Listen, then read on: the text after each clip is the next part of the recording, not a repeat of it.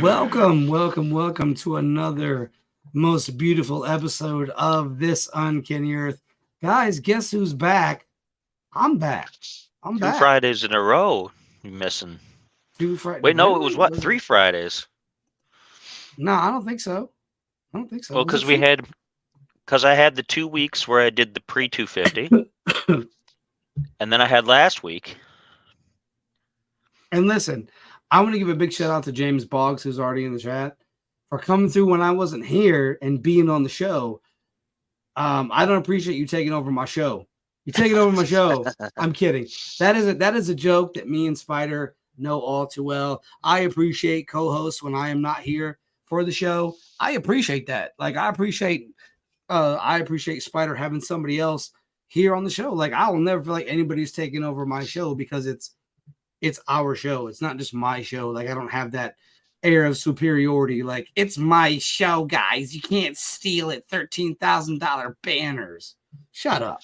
Anyways, what's up, guys? What's up, ladies and gentlemen? I'm back. I have been on hiatus for a long time. That's what I said, like However, 3 weeks. I am back. I'm back. I'm back. I've been goofing. I've been new boot goofing. I admit it. Your boy got a little bit of sickness. It happens. I got a little sick in Morgantown, West Virginia last weekend when I did my presentation. And my man Spider came through 251 and clutched it. And he said, yeah, I had my camera backwards and misspelled my name. Bro, you were still here. You held up the show, James. It worked and out. I appreciate you. I wish you would have showed up in Morgantown, man. That'd have been dope to see you there and conversate with you. I will be down in the Sutton region here, like within the next couple weeks. Got some other stuff going on. So I will be down there if you would like to meet one of them days. Holla at me. Let me know. I'm sorry I've not been very responded to emails. I've been dealing with a bunch of crazy things as of late. But I am here and I am back. And ladies and gentlemen, tonight we are going to talk about a little bit of the presentation I did on aliens and antiquity. And I was given some props for my presentation by a John Stokos Jr., who said, hey, I've never seen anybody else do the ancient aliens thing besides the ancient aliens people. So that was a real big thing for me because what I did was at the presentation, I did aliens and antiquity. So I did a lot of the alien stuff that doesn't get talked about. A lot of people with aliens and stuff, it gets talked about in terms of, and what's up, Ingrained Cyclist? Much love, my friend. Everybody talks about the current UFO wave. And by current, I mean like 1950s and onward. He said couldn't hire me to go to Morgantown. It was on the outskirts of Morgantown. You could get through by the expressway. It was really fast. It's all good though. It's all love. However, sipping some rum. Well, cheers to you, my friend. Raise a glass to Ingrained Cyclist and Mr. James I got Boggs. water. Raise that Black Widow glass. What's up? There we go. I got water. But I talked about aliens and antiquity. What I like to do with these presentations is, because I'll tell you guys now, I'm not a Bigfoot guy. You won't see me presenting on Bigfoot. It's not my thing. I'm not a Bigfoot person. And it's no disrespect to other Bigfoot people in the community. It's just not my my prerogative, so to speak. I respect people who do it. I respect people that go out in the woods and look for Bigfoot and do the calls and do all that. But that's not my thing. My thing is not involved in that. My thing is giants, Middle Eastern antiquities, history, things like that. So I understand it's no disrespect to the Bigfoot people, but it's just not my forte. I couldn't tell you about Bigfoot. I couldn't tell you about wood boogers and the 8 people in Florida. I know about it somewhat, but it's just not my thing. Oh, disappointment. Yikes. He is like your father being disappointed in what you do. I'm kidding. There goes some stuff. That's the problem that happens. Anyways, tonight we're going to talk about some aliens and antiquity because I feel like that's a solid thing to talk about. The first thing we're going to talk about, and I know my man Spider, and let me tell you guys something. The research I put into this thing was insane. Like Spider staring at whatever he's staring at. I don't even know what he's looking at. He's looking. I'm playing with robots. I got to do something with my hands. I got to do something with my hands. So what robot are you playing with? I gotta see this. Show the camera. Oh, a Sharktacon. Nice. Sharktacon, yeah. Nice. Does it turn into both the Sharktacon and the regular person? Yeah, I just was turning it from the Sharktacon to He said find a fellow with dirt under his fingernails so he can tell you about Bigfoots. Anyways, guys, listen. So we're going to talk about something that I am new to, and I am not very well versed. Maybe Spider is, but the Bhagavad Gita, which is all part of the Mahabharata, which I didn't know. I didn't know that the Bhagavad Gita was just a small part of the Mahabharata. I didn't know this. This is something that was kind of newer to me. There's a lot to it. And like he said, it's a substantial amount of information, and it's in a poetic stanza style writing. I have the Bhagavad Gita behind me on the floor there. I have as you can tell, like it's getting insane with the amount of books that I have. Like at this point, I don't know what else to do with them. I'm gonna have to buy another bookshelf. There's a cat right there. He's black. What's up, cat? That's a gray cat. He looks black though. Yeah, no, he's a ninja, so he appreciates that. Nice. He's been working hard on his stealth skills. So, Spider, what do you know about Vimanas? Repeat it again. I was listening to the cat there. Yeah. He was listening to the cat. Okay. I was. What do you know about Vimanas? Now, those are the platforms, right? No. Or am I thinking of another V word? Because I thought they were the Vimanas. They are flying. The flying platforms. Yes, but they're flying palaces or chariots. Yes. Yeah. They were described in Sanskrit epics, and they mean measuring out or traversing. Now, I don't know if you knew this, but they were not regulated to one design. And there was 4 designs: the Rukma, the Shakuna, the Sundara, and the Tripura were all different designs. Now, these are giant, like floating palaces. Like tiered, and they had levels, yes. And they looked kind of like, in the art, they looked almost like Japanese pagodas stacked on top of each other, sort of. Yes. Which is a nice little cross Asian influence. Sitting on top of a flying carpet. Yes. For some reason I thought it was stone triangular platforms. I don't know. I'm probably thinking of some fantasy that I saw somewhere. But yeah, they were tiered, and the art for them is pretty dramatic. Like you can see people and animals and monsters and creatures just sticking out all over the place, the windows and the doorways and everything. Yes. Now, what they're powered with, and what shares a common ancestor with Nazi Germany, is they were powered with mercury vortex engines. Now, mercury seems to be like that fuel that we have yet to understand, or let me rephrase, the common American has yet to understand, but our government probably understands since they brought Nazis over in Operation Paperclip, but that's neither here nor there. But the mercury vortex engine is all about heating up mercury. And when I thought about it, if you've ever seen a thermostat, as it gets hotter, the mercury in the thermostat rises, right? So if you heat mercury up to a certain temperature, it will cause whatever you have to rise up, right? So what I figure is they had a cylindrical box or a cylindrical set of engines with mercury that housed them. And once the mercury was heated, it was able to rise this gigantic platform up. And what we have to understand is mercury doesn't have to be that hot to heat up. If you've ever seen a thermostat, it gets 90, it goes right up, right? Well, now, obviously, if there's more mercury in a area, you're going to have to use more heat to heat it up. That just is common sense. However, I think that mercury might be one of those things that is an undiscovered fuel, or it's a fuel that has been discovered, but because it's so cheap to heat or dangerous to heat, mind you, The And U.S. government hasn't invaded any other countries to get it.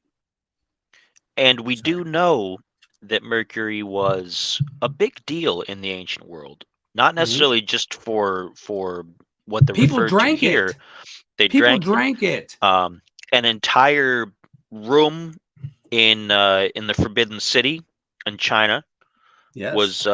was filled with it as like to resemble the lakes and the seas and things around Yes. the miniature of the city. And we don't know why they particularly filled that. Maybe because the assumption is that it was artistic, that they thought it was shiny and it looked nice and it moved well and things like that. But knowing that it has those heating tendencies kind of makes you think about it. I mean, why did they store it all there? Maybe they knew something about it that we clearly didn't. And that's the thing I think we all need to understand here is that mercury is quite toxic. Don't stop alchemy. But let me ask you this, though. Let me say this, and I think this is important for what we're trying to do. What if they were able to make mercury non-toxic? Like if they were able to add a chemical into mercury that made it non-toxic. That's what I have to believe because a lot of alchemists did play with it, right? And none of them died from it in terms of like Paracelsus drank it. Who else drank it? There was somebody else that drank it too. Newton drank it. So you have all these people that drank this liquid and still lived. If you and I would break a thermostat open right now and drink it, we're dead. We'd be dead in a matter of probably like, I don't know, maybe an hour. I think there was a chemical that they added to it because they knew it was poisonous, right? And they figured out a way to be able to drink it without succumbing to death. That's what I think. Is it true? I don't know. I don't know if that's the case. That's just something that I'm going off of because I've read multiple accounts, like you said, alchemists playing with it, touching it. Hitler was all about it. And the fact that like people were significantly like ingesting it, right? Ingesting it. You're ingesting a substance that isn't for consumption. It's something that you should not be ingesting, but they ingest it and still live to tell the tale. Mm-hmm. If you and I would go crack open a thermostat, and I don't do this, and we drank from it, we would be dead within an hour. But they were able to drink mercury and still come back and have a sane mind and still be able to be like, okay, well, I probably shouldn't have drank this. They had to have added something to it in order for them to drink it. Just like if you're making it into a flying machine, you had to add something to it in order to make it elevate past whatever it would have been in terms of heating it at its core. I don't know what the boiling temperature of mercury is. I haven't looked into that. But like I've seen the Twilight Zone episode where like the thermostat gets so hot it breaks and mercury's just bubbling out. But if it's like, I feel like it's a low boiling point. And so why wouldn't you use it? Unless mercury isn't cheap to make. Now the boiling point, I've looked it up for you, Thank you, sir. is actually quite high. It's ridiculously high. What is it? It is What is it? What is it? What is it? 674 degrees Celsius. Well, that's a lie. It's from the mainstream media. It's a mainstream media site you're looking at. I'm not buying it. Let's see. Well, actually, even when it says that up there, there's another thing right underneath that says different. That says that's Fahrenheit, whereas the Celsius is 356.73. But that's still a lot. 629.88 Kelvin. So 674.11 degrees Fahrenheit is the boiling point of mercury.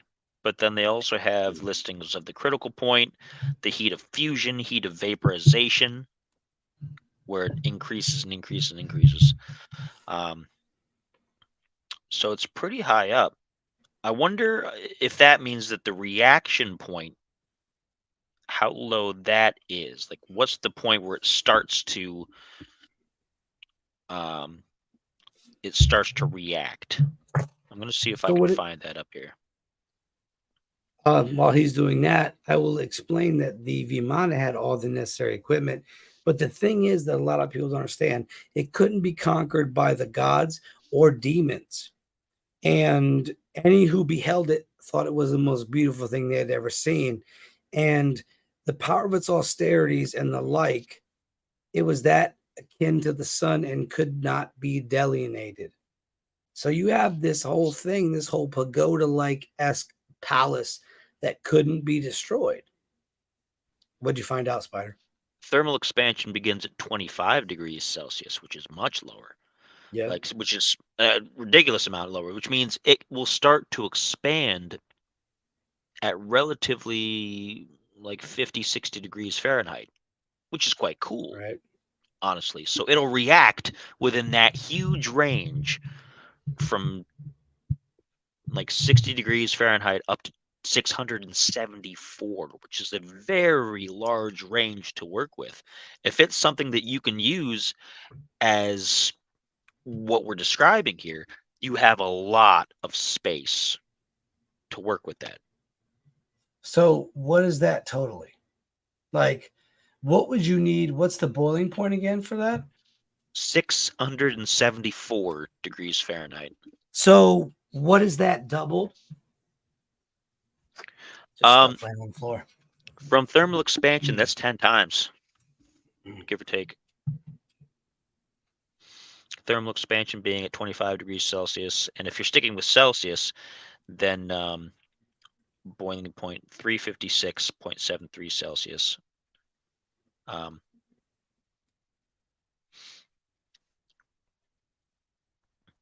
Yeah.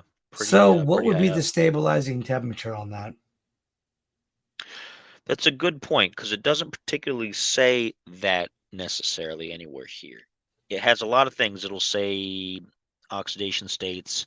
It'll say thermal expansion, thermal conductivity. It doesn't have. It doesn't mention anything for. Does it talk about each, like, does it have a point where the temperature increases what it can do? Like, does the state change as the temperature increases? Does it become more liquid as it heats up? Melting point is extremely low, actually. Like it melts at negative temperatures. So it's already a liquid far below. Like it's a liquid still all the way down at negative 37 degrees Fahrenheit. So it stays a liquid from negative 37 degrees Fahrenheit all the way up until vaporization. Vaporization is 59.11 kJ per molecule, which is kilojoules, which is a huge range. What is that what is that in temperature? What is that in Fahrenheit? Does it say? That's a good question, because it doesn't have a comparison on that. I'm looking at a bunch of charts. That's a chart, man. I'm looking at a bunch of charts. So I don't know for sure. But that's pretty impressive based on just the temperature alone and how long it stays a liquid up until it gets to vapor is pretty impressive. What is that temperature again? For which one? For for what you just said, before it becomes vapor. What is that? At heat of vaporization, 59.11 kilojoules. And the boiling point, like I said, is 356.73 degrees Celsius. So that's when it becomes vapor, right? That's when it becomes from liquid to gas. Yeah, right? If it increases temperature from boiling, then it starts turning to vapor. So I wonder if these mercury vortex engines, which it says were powered by several gyroscopes placed inside a sealed liquid mercury vortex, what do gyroscopes do? Spin. So you're constantly spinning. Would you be spinning the liquid or would you be spinning the vapor? It's a good question. It could be in the liquid form because spinning is a huge proponent for generating gravity, or Right. on the other hand, for generating anti-gravity. Because If it's the whole reason we have the Coriolis effect on the planet Earth. It's the whole reason we don't go Right. flying off into space, because we're spinning at a certain speed. So my question to you is this. If you are going to float a giant palace, would you use the steam aspect of Mercury, or would you use the liquid aspect, or would you use the liquid into steam aspect to actually propel a giant building? The liquid might do it on its own. It depends on if you can generate enough movement for it to create It's a its own force of gyroscope. gravity. Remember, it's a Yeah. gyroscope. Mhm. I feel like steam would be easier to manage. It turns into a gas, and I think if you could regulate it into hoses into the whatever structure you're trying to move, because like we're trying to move, let's say a building is what? How many tons would like an actual building be? Do you think? Like look up the weight of the Empire State Building. Tell me what the weight of the Empire State Building is. I'm curious. I'll keep going, by the way. So what we're working with is a giant pagoda. So if you guys want to think about a pagoda, imagine trying to lift a pagoda. But for Americans here today, try imagining lifting the Empire State Building off of its foundation and floating it in the air. What is that weight, Spider? About 365,000 tons. Okay. So, and we have to understand, like, these pagodas were weighty. They weren't just something that was like, they're not like you're lifting a shed in your barn, like, here's a shed in the barn, we're going to lift her up. These are pagodas. Pagoda-esque, but fatter. Pagodas are like a lot skinnier. Think of fat pagodas, about like that big. So if that is, what did you say, 352,000 365,000 tons. So a year, 365,000 tons to move into the air. This is either true or it's highly false. So what I think, if we're using Mercury, and you said that like that point is very low, right? If you are putting that in a gyroscope and spinning it, right, at heat, you would probably have to have a centralized motor, not like a motor we think, like a Turbine. centralized area. Turbine. Good call. And before you keep on going, I know you're going to be on a roll with it, but I actually had a thought all of a sudden. Go ahead. Oh no, tell me your thought. That maybe the reason they used the mercury was because it took so long to get to a vapor, because maybe they didn't want it to be a vapor. Maybe they needed a liquid to spin, and it was going to get hot, because as you spin things, there's friction, they're going to get hot. Mm-hmm. And they didn't want it to burn off. They wanted it to stay as a liquid. Here's something else I'm gonna break your noodle with. When you have a house, where does heat go? Up. If you're heating something, your heat always rises, right? Your heat always rises. So like in your house and probably mine, we both have upstairs, right? So your heat will go to the highest point in the house, and my heat will also go to the highest point in the house. So like this might be the same thing. They use that heat to rise, and they made the heat rise from the highest point, meaning the gyroscope spun it to the highest point in the gyroscope, which pushed the heat up into the atmosphere. It could be. And it could have been a combination. Right. They might have used the mercury with the turbine to cause the heat, and then they used something else that turned into vapor. Like they might have even used water to cause the actual lifting. So, in closing, I think the hardest part about understanding Vimanas is not the ship aspect. It's easy to understand, even in the olden days, like raising a ship, right? You can use wind currents as a glider to hit a ship. The fact that it was a whole palace, right? The whole like complex to rise is what baffles my mind. And the fact they use Mercury, and Mercury seems to be a deciding factor in everything else. Even if you don't believe in ancient aliens, right? You don't buy into the whole Von Daniken, Sucralose. You don't buy into any of it, the Sitchin stuff. The fact that even Adolf Hitler was like, we use Mercury to get the Foo Fighters, or we use Mercury, should be enough to tell you that Mercury was an interesting component in flying objects. And the fact that many UFO accounts, they have talked about using Mercury as their components. So that's just something I looked at. Let's continue. So how much do you know about airships, Spider, in the past? Like airships, literal airships.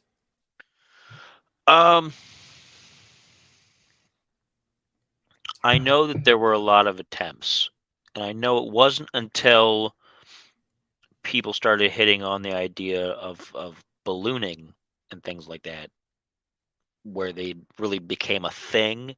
And most of that, like they had those kinds of balloons at least by Victorian England. And I believe they had them farther back than that. I think the Chinese used to use balloons to to fight. Like they would send up stuff to drop on people and things like that. You didn't get things like zeppelins and the real big beast type stuff until later on. But I believe in older times, at least in the Asian countries, you had a lot of things they developed combustion wise there that are required for these kind of things. They developed something about balloons, they developed the gunpowder. You know, a lot of that seems to come from one particular area of the world, which is pretty interesting. As far as further back than that, I haven't done a lot of extensive research on that sort of thing, but I'm not averse to hearing good evidence that there probably was even further use Well, previously. good evidence, you say. How about the Gervais of Tilbury? How about some of that good stuff? In 1211, he has an odd encounter. And so the Gervais of Tilbury is like a chronicler. He chronicles all this stuff that happens. He's a historian, right? So in the borough of Cloera, on a church Sunday, mind you, an anchor is dropped onto the church when the parishioners are getting out. Now, one of the flukes. Now, if you ever seen an ankle, you ever seen an ankle? There's a foot to it. If you ever seen an anchor, there it looks like a U, right? So the flukes are the 2 points at the end. One of them hooks into a church, and it hooks into the door.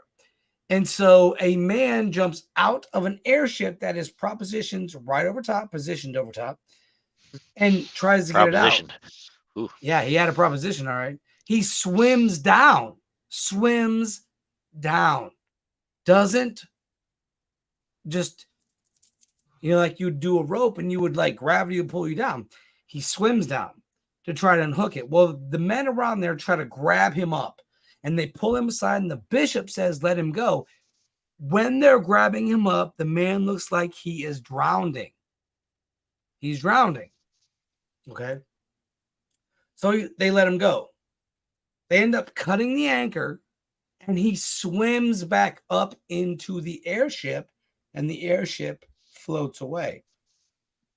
The Norse Kong Skugo, right? The Norse people, the tribe Kongs, their leader Skugo, adds that the man floats back up into his ship upon release. And he goes on to say it looks like the man was swimming in the sky. Now, the one thing about this is, first of all, it's an airship, right? There's an airship, literally an airship in 1211. 1211, right? 1211. This is Dark Ages kind of timeology here. Is timeology a word? If it's not, let me know. And if it is, I have copyrighted it, timeology. That's a word. I'm copywriting it. So don't hate on this. Don't hate the player. Hate the time that I said it. But there's an airship, right? You're coming out of church. You're like, oh, there was great hymns and the Lord has blessed us today. And then an anchor, a dude swimming down to remove it. People yoke him up. The bishop says, let that man go. He swims back up, swims. Any of you that has ever been in a pool, swims back up. They cut the anchor. They cut it. Now, one thing I want to say is the cathedral it's a ruin now. It's no longer in service. But the fittings on the door were made from the anchor that they pulled from the church. They pulled it from the church, the cathedral. A cathedral is a bigger version of a church with more parishioners in there. A church is a smaller version, right? So here you have this airship that comes through, drops anchor, and then the dude swims around. Spider, what are your thoughts? It almost sounds like it was inhabiting a slightly different reality at the same time. Because if he was a person who seemed, for all intents and purposes, to be a human person, and the story doesn't say he wasn't, then I have to assume he was. If he's having to swim and he's having the effect as if he's being drowned by not being able to be allowed to swim off, then he's clearly not breathing the air, the same thing that we do. Yes. But if he goes back on the ship, he's still in the air. The air for us goes all the way up into the atmosphere, up almost touching space.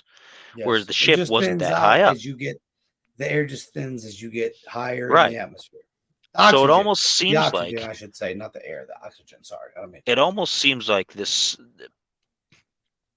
It was in between, sort of, and that where he was swimming through to him was still a watery substance, but not to us, and we couldn't see that for whatever reason. I mean, that's what it comes off to be. Let me just say something else too, because I think this is imperative.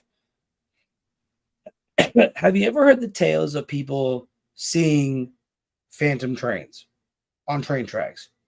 Mm-hmm. I have. Yeah, we talked about it on the show before. I've said this, and I'll continue to say this. I feel like phantom trains are just slip space interruptions where there is a real train going along tracks from a different dimension or reality that happens to slip into ours based on their engine being a nuclear engine and causing a slight slip space rupture.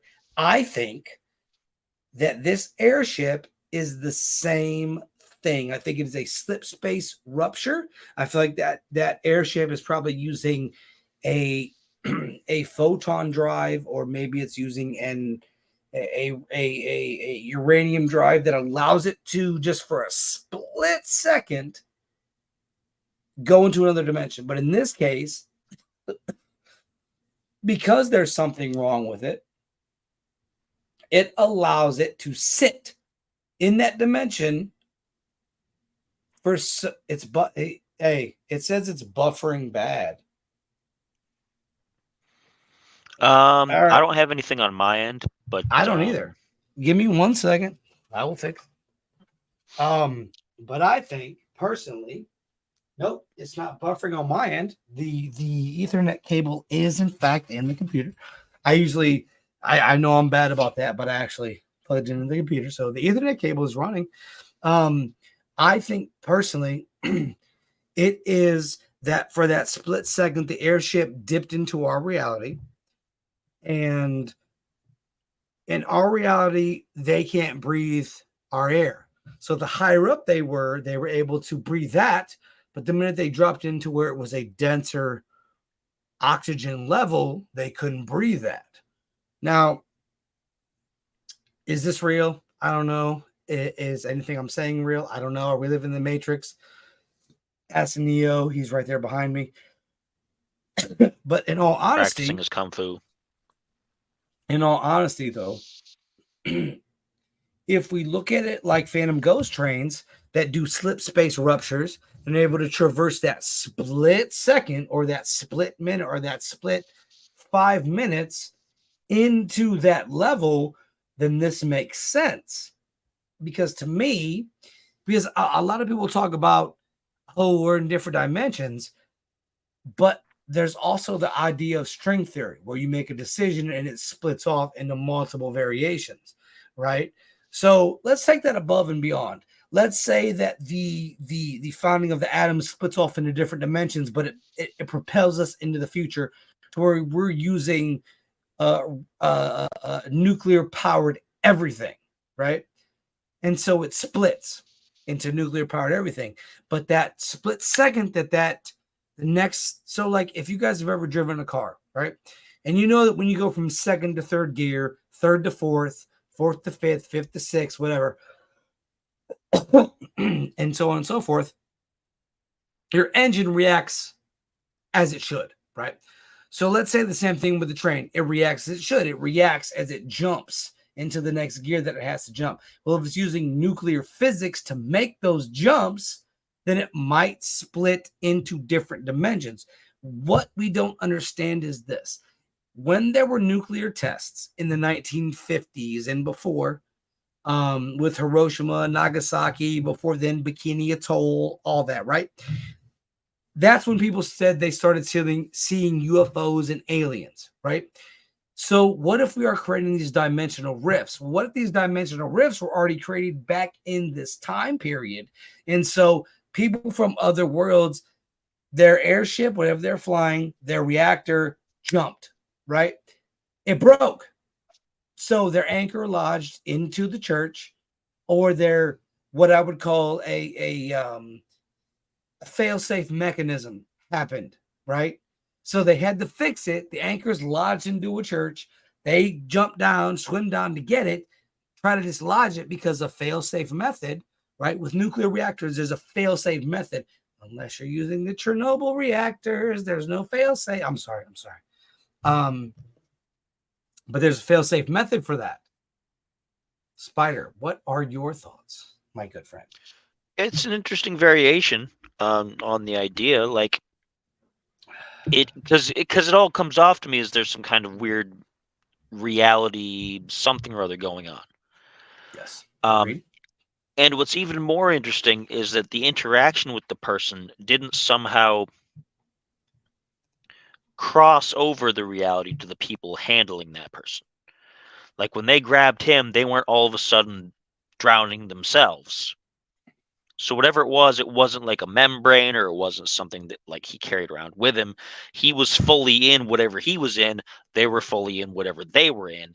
Yes. And even interaction between the two didn't cross over from one to the other. So it was a visible thing. It was a touch thing, but not like a shared space kind of thing.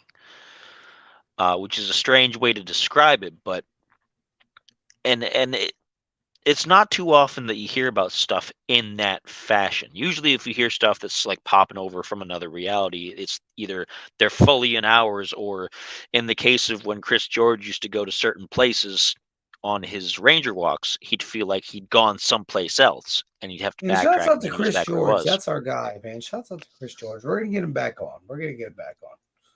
Sorry. And so it's interesting because it stands out because of that. It's like a meeting of two different realities that don't seem to be capable of mixing. But you're still able to interact with both on a certain level. So I don't know. I haven't heard any other stories like that, and I'd have to hear more stories to really kind of corroborate that a little bit. But it is interesting and it is unique. Here's the thing: there's not. Well, or is there? That we know of. Between 1896 and 1897, there were airships that had unidentifiable lights and were compared to that of dirigibles. Now, in this time period, there were dirigibles, there were those kind of things, but they did not have prolonged flight. They did not have the technology that these airships had, and the pilots that flew them were said to not be from here. And a couple of them said they were from Mars. Now, one of them, an incident that happens in Texas in 1897, smashes into this windmill belonging to Judge Proctor, right? He's a judge. It kills the pilot. But it said that the pilot looked not from this world. Now, the one thing that immediately that in my head, I'm like, okay, the pilot just got into a crash, right? So of course it's not going to look at anything from this world. It's mangled. If anybody's ever seen a car crash, the body is not going to look like a human. However, the one thing I've read about these accounts across San Francisco, Kansas, Texas, Michigan, California, is that there was multiple incidences where these people didn't look. It was an uncanny valley effect. So like the uncanny valley is like AI. For instance, like say me and Spider were AI, like we would look human, but the fact that we don't act 100% human would throw you off. It would think this is scary to you. So, and I believe you, James. I don't think there's anything new under the sun. I think the governments hide everything. So what happens is these spaceships, they thought they were geniuses that had done I'll this. be back in just a moment. Yeah, go ahead. So you have these big airships that come into these states, right? And because they're in these states, they are shocking to people.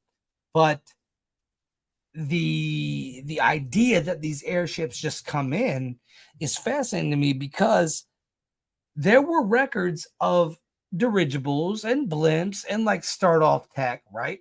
But then you have these advanced sightings that hit these states, and everybody's like, oh my goodness gracious, St. Ignatius, right? And they hit and they're devastating to the mind, right? You see something like this and you're like, oh my goodness gracious, right? What I think this is these, whoever had these dirigibles, blimps, they were intelligent enough to create something that was highly unknown at the time, right? They were the purveyors of the modern day dirigible. And so they were jokesters. They were intelligent enough to create them because I don't think it's that hard to create a dirigible. I don't. I personally do not. You just encase it, add something that makes it rise. If you have balloons at the time, you're going to think to yourself, what if I take a balloon and make it bigger? What if I take this little bitty balloon and make it bigger? What do I need to put into a bigger balloon to make it float? And by this time, by 1896, 1897, we're talking about Americana. We're talking about the idea of technology advancing at this point. And so what I think is you have these probably 5 or 6 dudes that were just kicking it like me and Spider do. And we all came up with an intelligent design. And we say, you know what? We can do this. And we can do it in a way that they'll never find us, because we all know that balloons, it's just air trapped in a rubber or in a rubber shell, right? And as long as you make it lighter than air, it'll float. And by this time, that is something that the notion of air rising is known. So what I think it was is 1896, 1897, a couple hooligans, me and Spider included in that hooligan nest. We would have done this. I would have done this. I would do this today if I could have a technology that would fool most people. I think they were able to build something, and people are like, well, how would they not know? There was no press. There was no cell phones. There was no cameras. So the part where that says it was impossible and irrational to keep a large project like this secret, that would have been mad easy. That would have been easier back then than today. And so what I think they did is they lived out in the middle of nowhere, and they were able to shrink whatever it was that they were using. And then when they needed it, they put in what was needed to make it float. They floated it up. They flew around. They goofed off. And I don't think this is aliens at all. This is one of the examples that I don't think is aliens. I think it's us. I think it's people goofing. I think we took the design that other people had before us, and we say, you know what? I know what'll make that float. Because to think that this is the one thing about ancient alien hypothesis that bothers me. It grinds my gears. It always asserts the fact that aliens are more intelligent than us, and it rules us out. And I think that's a really stupid thing, because I think when we really look at it, human beings by themselves are highly intelligent. For instance, me and Spider have had many conversations that are highly intelligent. We've made some really good headway into what we think society was in the past, right? I think when you get the mob mentality, of course you can get people are stupid because they all agree with one moron who's doing something stupid. But if you think about it, and who hasn't sat back and had an intelligent thought, like who hasn't seen something happen on our planet and thought, what if I make it lighter than that air? What would happen? So I don't think this is alien-esque. I think this is just a couple of goofballs like me and Spider who thought, you know what? We could make this lighter than air. Let's do it. And then like me and Spider, if this was us back in the day, we'd have been like, bro, let's put lights around it. Let's grab your mom's lanterns. Let's hang them from the dirigible and fly it around. We'll scare the shit out of people, right? And I think that that's what it was. I think it was tricksters, because it's not like it was a brand new thing. It wasn't like it was a dirigible that had rockets attached to it, or it wasn't like a spaceship that took off. It was the same design as other designs that couldn't prolong the flight, but this could. Now, I would be more inclined to say it was something different if, in fact, it was a different design, but it wasn't. It was a design that was it was easy manipulated, because if you have one design, right? Of course, you can look at a design of a blimp and say, okay, I'll put this on and make it go faster, right? Because we've all done that. We've all looked at something and say, you know what? If I added this, it'd make it go faster. It would be like taking a boat and adding a sail. Same basic concept. So I don't think this is an alien. I don't think it is. I think it's just some tricksters. I think it is a Spider and Rob thing. Because if me and Spider lived back then and we were together and we created something like this, we would be jokesters.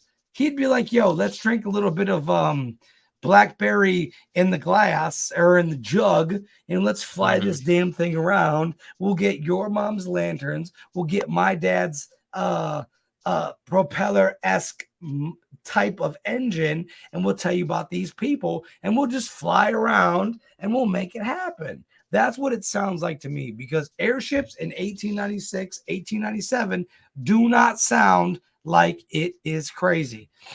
One of the airships reported by John Keel was seen in California. It had wings like a bat and wobbled out of sight. A prototype. That sounds to me more like a prototype than anything else. That's the thing. Like, we want to put everything on aliens like we're a bunch of morons that can't think of anything. But yet, we went to the moon. We have explored outer space. Yet we can't build a fly. The Wright brothers, they flew. That is something that somebody was just like, hey, what are you gonna do? Let's put wings on it. Let's put wings on it. What happens if we put wings on it? Now, the only counterpoint I could possibly make to that, and I'm going to probably destroy my own counterpoint here in a minute. Please do. Would be that, oh, well, they showed up here and they looked at the technology we had. And I think you mentioned somebody this early on, and they were like, oh, in order to blend in, we should use the same technology while we're observing them. But let's pull that apart, because then if they're advanced enough to get here, then they're advanced enough probably not to be seen anyway if they choose not to be. If we didn't know that they were already here. If they're advanced to get here, why would they copy us? Yeah, I mean, why would they need to blend in? They could just unless, and I'll put a counterpoint to your counterpoint, unless they were not prepared for our atmosphere. Then I get it. And that's a possibility. If our atmosphere is heavier than theirs, and they just sank, I get it. But if you're that intelligent enough to go across the starways to get to us, then you have already mapped out our planet. You have mapped us out. I'm sorry. Like, I don't buy into the fact that even if John Keel, the Mothman Prophecies man himself, said it had wings like a bat, that just means that they attached wings to a airship to see if it would fly. But human nature is so violent. Why didn't humanity just instantly murder them? Because you can't murder something that won't be seen. If it exists independently of your dimension, it can phase in and out of your dimension. How can you kill something like that? Because the minute you try to swing, it's gone. So that doesn't. And I love you, Deadpool, my man Deadpool, good dude, my man James, good people. I love y'all. You can't, because we only exist in one dimension that we know of, that me and Spider know of. We're not government agents. We don't exist across multiple dimensions unless we do, which is a whole nother spiritual thing that I can't really discuss. And James, like you said, the wings flap. Yes, that's easy. If you build an airship and put the wings on, that's easy. Like that is man looking at that is man. Yes, that is man looking at a. That does not look like that. That is man looking at. Oh, good, my phone fell. That is man looking at a bird and saying, "Okay, his wings flap, so that he must be able to fly." No, I don't buy into it. I think if we have any alien influence, it is deep buried in the Middle East. I don't think it's not us copying birds. That's for damn sure. Science is crazy, but they're not going to fight back. What they're going to do is they're going to try to absorb the technology. And the one thing that I will get into probably in the next episode that we have of this Uncanny Earth is that Dwight D. Eisenhower didn't accept the Nordic aliens' request, but accepted the Greys. And the Greys' request was to experiment on humans. The Nordics was to put the nuclear stuff away and we'll give you the technology. The Greys said, we'll give you the technology, but you have to experiment on people. So I don't make of that what you will. Make of that what you will. But I personally think that we're intelligent. People are intelligent. I don't get this whole idea that people are stupid by themselves, because we're not. We're not stupid by ourselves. We're stupid in mob mentality. When it gets into mob form, yes, we're dumb as shit. Pardon my language. But by ourselves, we're intelligent. And I'll stand on that, because I think it's ridiculous to assume that people are just these ape-like creatures. I don't buy into our ape-like ancestors. That's me, though. So take that for what it's worth. Spider, what do you got to say? I'm sorry. I've talked this entire show and haven't. Oh no, this is when you come back from a presentation. I usually know that the next show immediately after is going to be a big chunk from presentation, or at least something related. So I kind of like, yes, okay, and I let you do your thing, because that's what it is. He steals it, then uses it for his morning show. And I know what you're doing here, Spider. We've been friends for a long time. You son of a bee. No. But it's interesting because smart, I don't want to say smart, but intelligent, more or less modern humans have been around an awful long time. A long time. And they're finding more evidence that we were around even longer than what they thought. If you go to any, and I'm sorry to interrupt you again. I'm sorry. If you go to any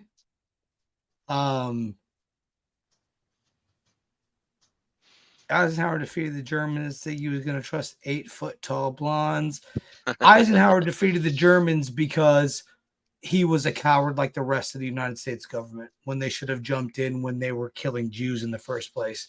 They only jumped in when Japanese bombed the shit out of Pearl Harbor. I have no love for the United States government because they didn't jump in and save the Jews when they could have. They turned them away. They turned the boats away, all of it. You know, FDR turned the boats away of Jews that said Hitler is killing our people, and we turned them away. So I will never have any respect for the United States government based on that fact. So Eisenhower can kick rocks. He's created the military-industrial complex. I'll never have respect for any of them based on that fact.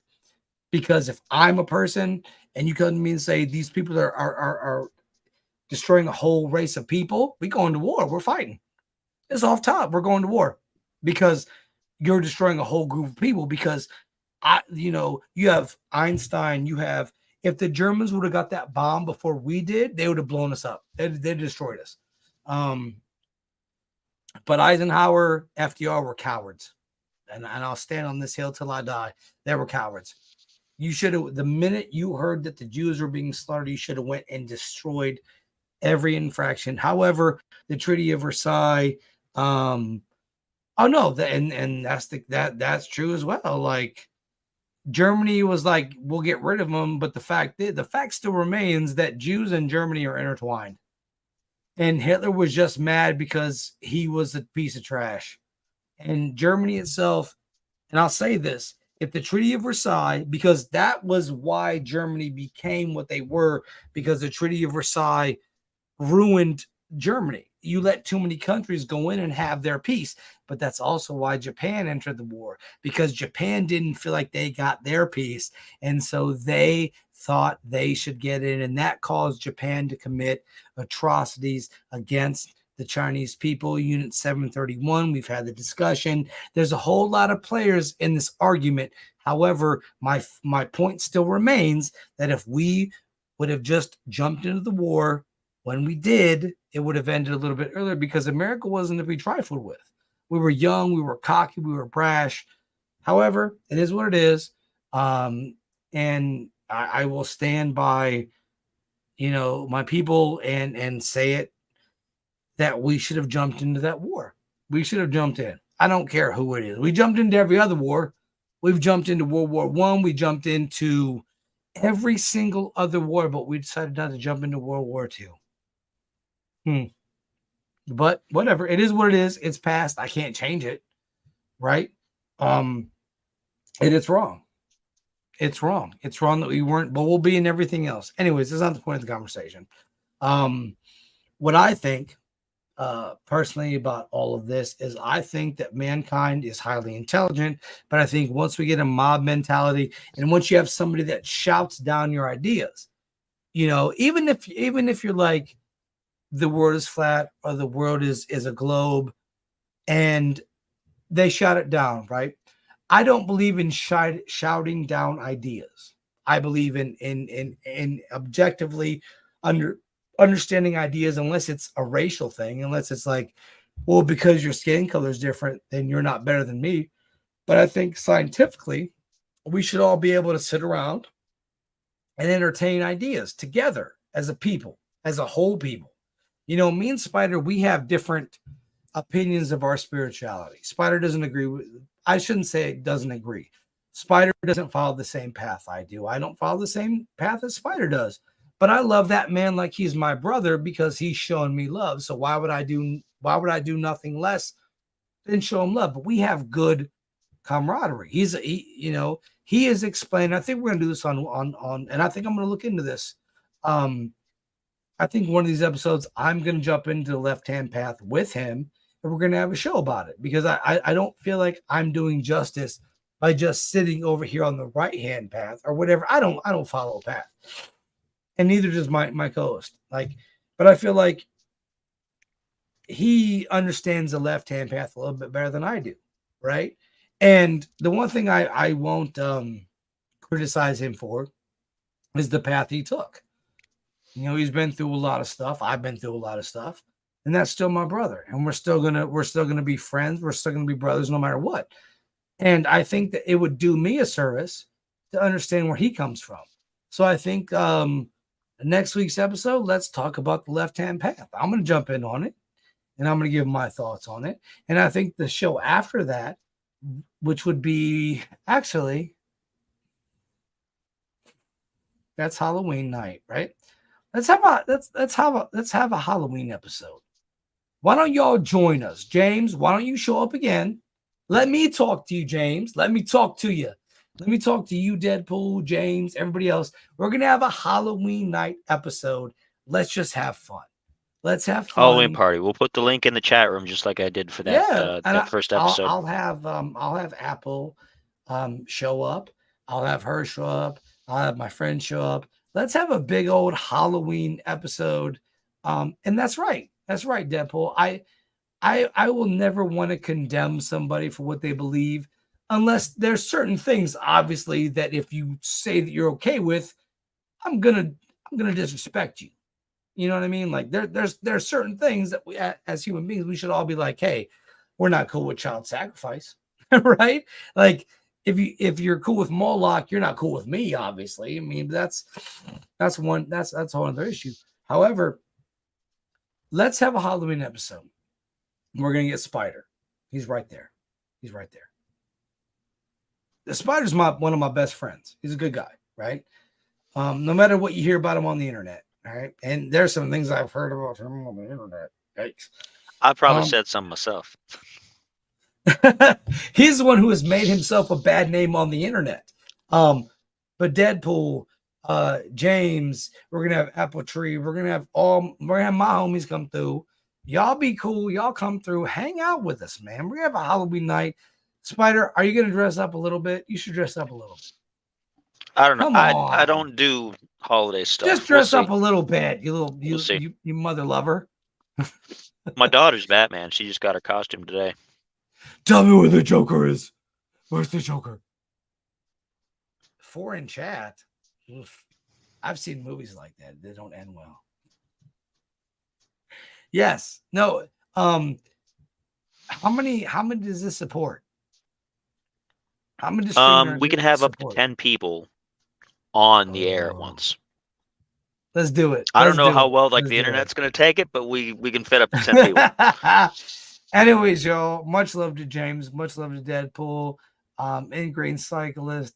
I love y'all, man. Y'all are awesome. I had a good night, man. Anyways, just think about what we're doing. Like, just think about the ideas we're pushing out. I don't want you guys to take what I'm saying at face value. Go do the research yourself. And if you have a difference of opinion, let me know. I can't elevate unless I know all the angles of everything I'm trying to research. Like right now, I'm researching Islam, right?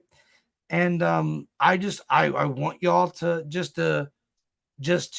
And here's the thing: I want everybody to understand something. Whatever's happening in Israel right now, please do not attack folks of other faiths. Don't do that. Please don't do that. Like, extremist groups are one thing, and we've had extremist groups here. We've had the People's Temple, which was Jim Jones, right? We've had the different cults in the United States. Please do not attack a normal Muslim because of how they believe. Please leave those people alone. They're just trying to do their work and go to work like the rest of us do. Please leave those people alone. Don't take out your aggression on people who don't deserve it. Take out your aggression on pedophiles. Please continuously take out your aggression on pedophiles. Continuously do that. Kill them if you have to. That's from me. Kill them if you have to, because they're worthless. But treat people with respect, because nobody's a villain unless you make them a villain.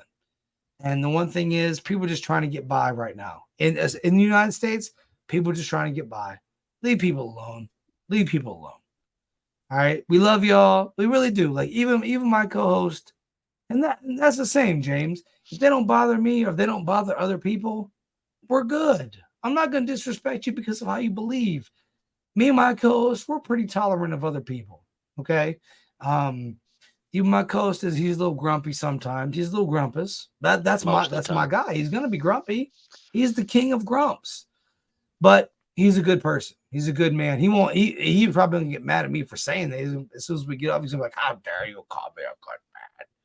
He's gonna be like, "Yeah, how dare you call me a good man, Hogan? I'll see you in SummerSlam '98." But coffee, Tito Santana, yeah. But we love you guys. We're always appreciative of everybody that comes through in every stream. I know my man Spider is appreciative of everybody that comes through for his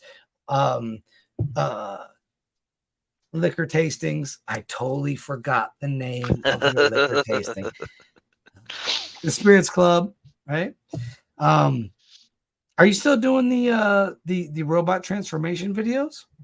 I meant to, and I don't got a place here to do a good setup, so I've been like doing unboxings as things come in.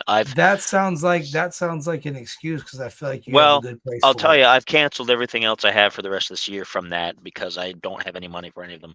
So, Listen, I don't want to hear anything you're saying right now. The only thing I want to hear from you is, yes, I will transform my Transformers. You should totally do it.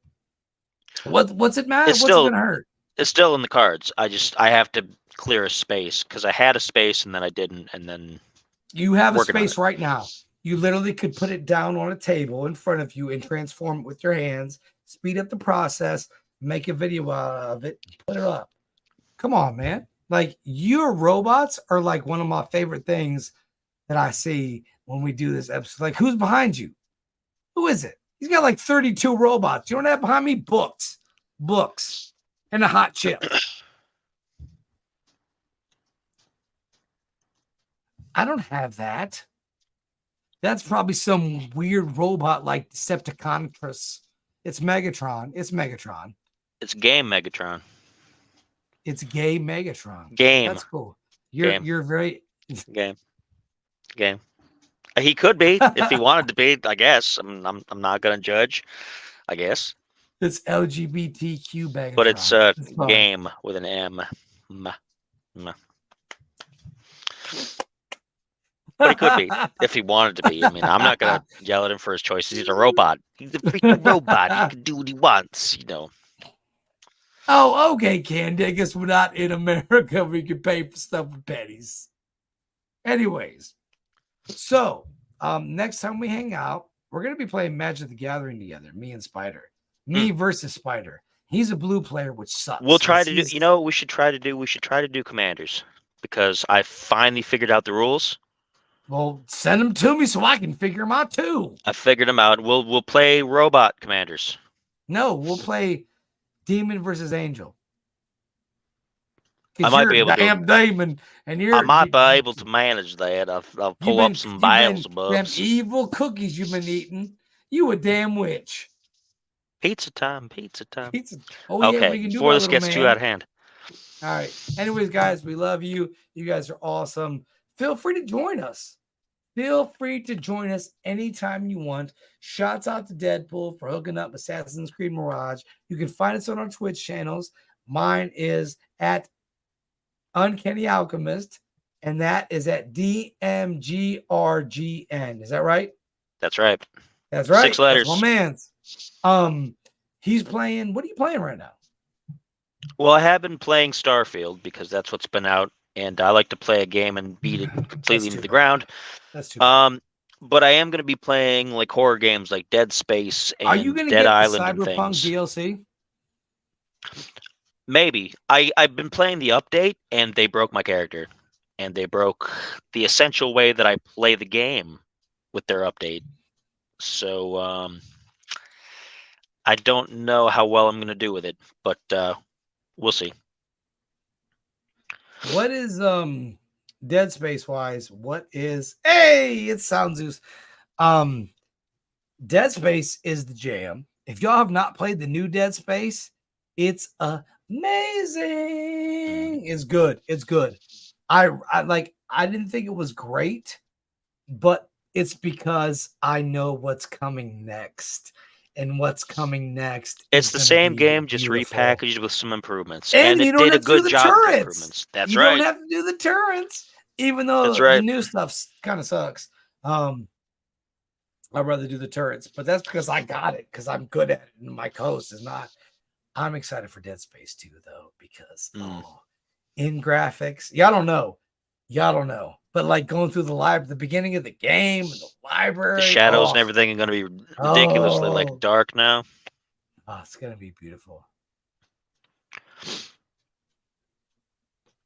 Since Orson Welles revealing the truth to mankind and is not to be killed for it. Sorry if you listen and know the truth. Tell mankind, yes, you know that man has been watched from the start. Saying he has real life on Mars. Okay, why? Because he knows he's being filmed. That's the end of the show. All right, y'all. We'll see y'all when we see y'all. Y'all be good. Y'all behave. I appreciate you, Messenger. I'm not even mad at it. I'm not even mad. I respect it because that's more knowledge I can obtain. And the one thing that I can do is obtain knowledge because I am from God. So, of course, I can obtain the knowledge. But it's all good, bro. I appreciate you commenting. For real. I'm not even mad. I appreciate you commenting. It's all love. Y'all show that man love. He you know what? You came in here and made a post and you weren't hateful about it. It's all love, man. It's all good. I love y'all. You're all good. Man, I'll never be afraid. I know where I come from. Yo, Messenger, follow wherever you at. Follow us. Follow me. We're going to be doing these shows every Friday. Anyways, y'all, from me and my homie Spider, y'all be good, man. Y'all respect each other. If not, we're going to bring the hammer down on y'all. So y'all be good. Much love. We love y'all. Y'all be good. And we'll see y'all next episode next Friday. We will be talking about, what are we talking about next Friday? What else say we're going to be talking about next Friday? Oh, we're going to be talking about Harry Truman and go ahead. What? Go ahead. We're going to be looking at left-hand path philosophy, which is going to bring back a little bit of my Saturday spiritualist stuff. Let's do it. All right, y'all. From me, from my homie, we out. Why be boring when you could be uncanny? We'll see y'all folks next week. Y'all be good to each other. Peace.